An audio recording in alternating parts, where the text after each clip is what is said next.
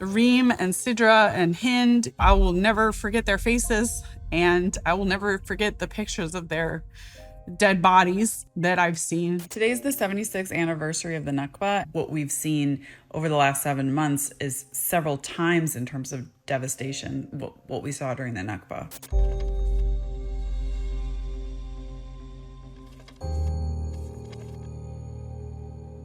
This beautiful book, 48 Stories of Exile from Palestine.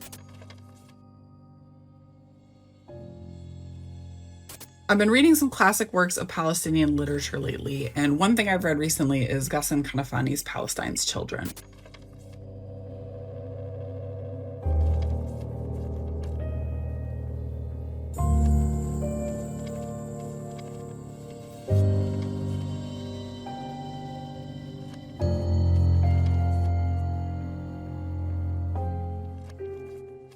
Palestine is not a place that I thought about all that much until I started unpacking sort of the Zionism that I had been raised within. Palestine is a place where my tax dollars, billions of, our tax dollars are sent to fund a genocide that is supposedly being carried out in my name as an American Jew. And that's horrifying to me. And I've decided to spend a lot of my time and energy trying to fight against that.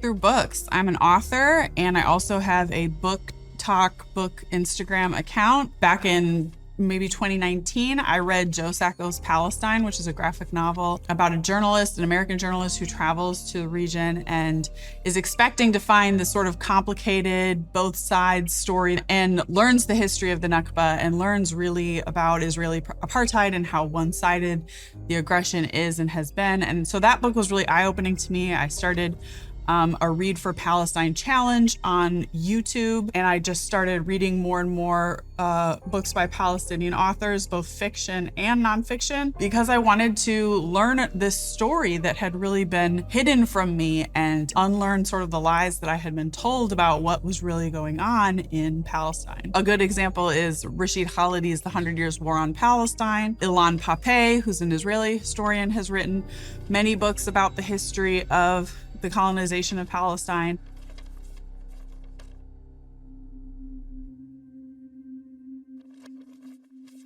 I wanted to highlight some of the books by Palestinian authors coming out in 2024 that I hope the whole book world will embrace and really support financially through pre-orders, so that we can show the publishing world and the whole world that Palestinian stories matter now more than ever. I'm a book influencer, I guess, and when the first thing that I did on October 7th was I just released a video saying read Palestinian books, because I knew on October 7th there was going to be this onslaught of Zionism coming through the media. Maybe I'll tell people to read Palestinian books and Zionist Israeli books. The problem with that is we don't platform both sides when it comes to genocide.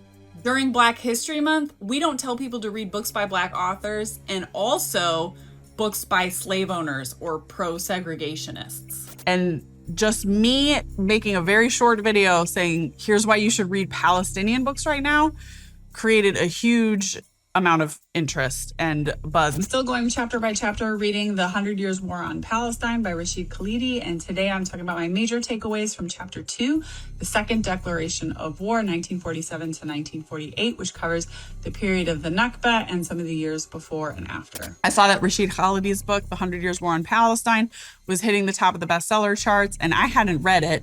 So I started diving into it. It's an incredible book.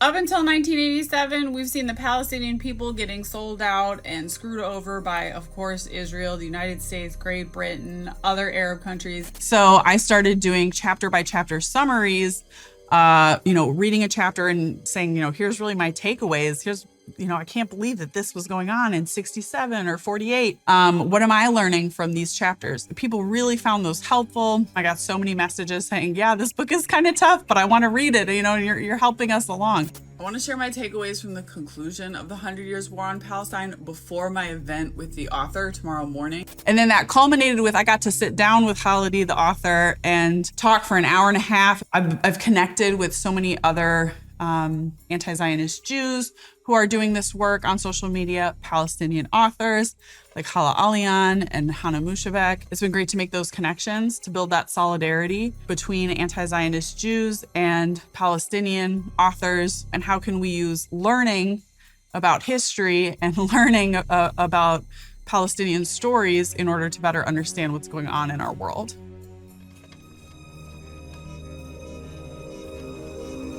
Conflating Israel with Judaism is anti-Semitic.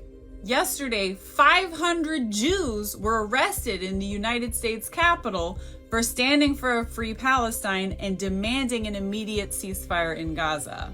Jews as a whole are not represented by the Israeli government. 10,000 Jews were marching outside on the Capitol to show their numbers, to show their solidarity with the people of Palestine. Zionism is an ideology. It's a colonial settler movement. It started in the late 19th century, so it's a pretty recent phenomenon. Many Jews, like myself, are very offended by the idea that Judaism and Zionism are synonymous, because everything that matters to me about my Judaism, like the fact that my ancestors survived, the Holocaust, the respect and sanctity for life, the respect for education, to me, Zionism flies in the face of all that. People that are going to genocide a people, blow up hospitals and universities. That's the antithesis of what it means to be Jewish. Balfour, who wrote the Balfour Declaration, which established the state of Israel, was a British